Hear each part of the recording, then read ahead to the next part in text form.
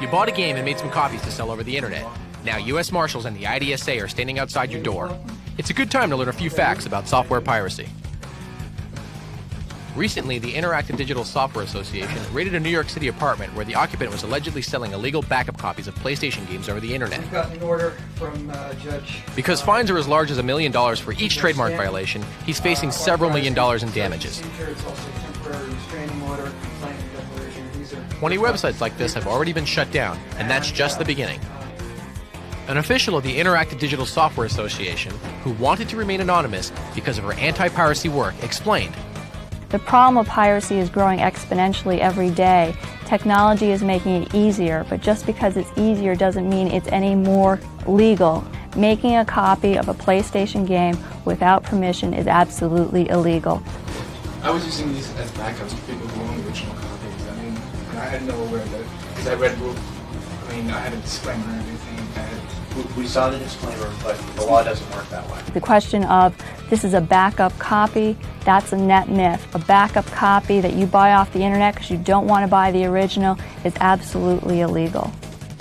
You people who make or buy illegal copies think about who's really getting hurt. One group is the developers, gamers like yourself who put in 12 to 16-hour days for a year or two to develop a game at a cost of over $1 million.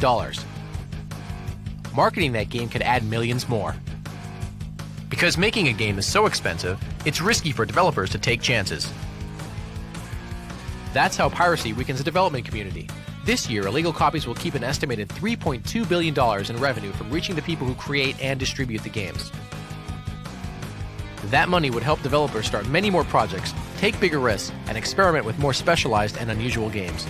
So who does piracy hurt the most? Ultimately, all gamers and the quality of video games themselves. Here's how the game community is striking back. The FBI has started to take some very serious actions against pirates online, not just for copyright and trademark infringements, but other things like consumer fraud. U.S. Customs officials have begun to do seizures of products of entertainment software coming into the United States. The largest such raid that we have experienced in the last few months occurred in Miami, where they seized 54,000 illegal PlayStation discs. The seizure in Miami is just a tip of the iceberg. Game developers would like your help in keeping the quality of future games high.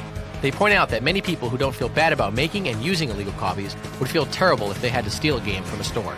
Ironically, it's the same thing. For a detailed look at how piracy hurts video games and what you can do to help stop it, visit www.idsa.com.